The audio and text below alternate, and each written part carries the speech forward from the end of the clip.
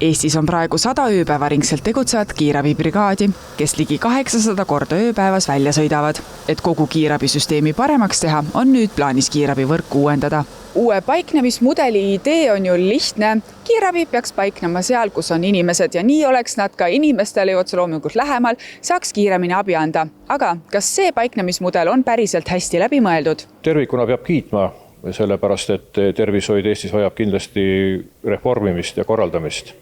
Ega meil tegelikult ju tervishoiureformi pole viimased 20 aastat olnud. Kui vaadata kas naabrid soomlased, siis seal on see kas 3. või 4. Tänane kiirabivõrk on suhteliselt hea ja meil on teatud piirkonnad, kus kiirabi kohale jõudmise aeg on võib-olla liiga pikk ja samuti me näeme teatud erinevusi regionaalselt kiirabibrigaadide koormuses, et neid me selle uue konkursiga siis ka prooviksime lahendada. Terviseameti andmetele arvestatakse uue võrgumudeli koostamisel rahvastiku paiknemist, kiirabikutsete koormust, vahemaid, seniseid kohalejõudmise aegu ja piirkondlikke eripärasid.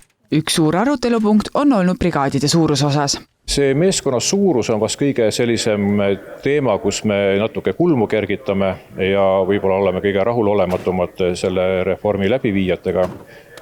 Küsimus selles, et me Eestis kasutame sellist stay and play kiirabisüsteemi, kus siis kiirabi ülesanne ongi lahendada pea pooltel kiirabi väljakutsujatel see terviseprobleem niivõrd ohutuks, et ta saab oma murega minna siis järgmisel päeval perearsti juurde või paranema koju.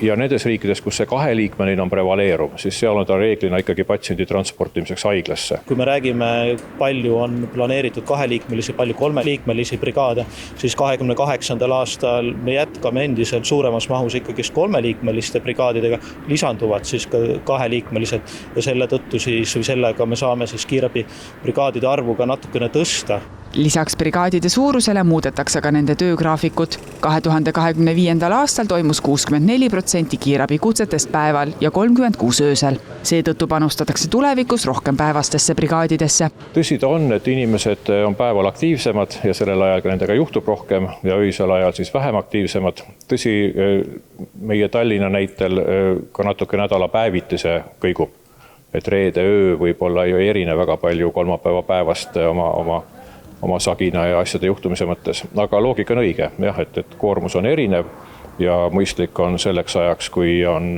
rohkem väljakutseid, ka planeerida rohkem ressurssi. Näiteks täiendavalt on lisandumas plaanide järgi kiirabibaas Narva-Jõesuusse, täiendavalt ka Rõuge piirkonda, samuti Lääne-Eestis Sindi, Audro või Tõstamaa kant ja samuti siis Hiiumaal näiteks Emaste piirkond. Ükskõik kas öösel või päeval 2- või 3- brigaad. Tõsisemate juhtumite puhul on planeeritud brigaade toetama reanimobiilid ning igasse piirkonda lisanduvad arstliku toebrigaadid.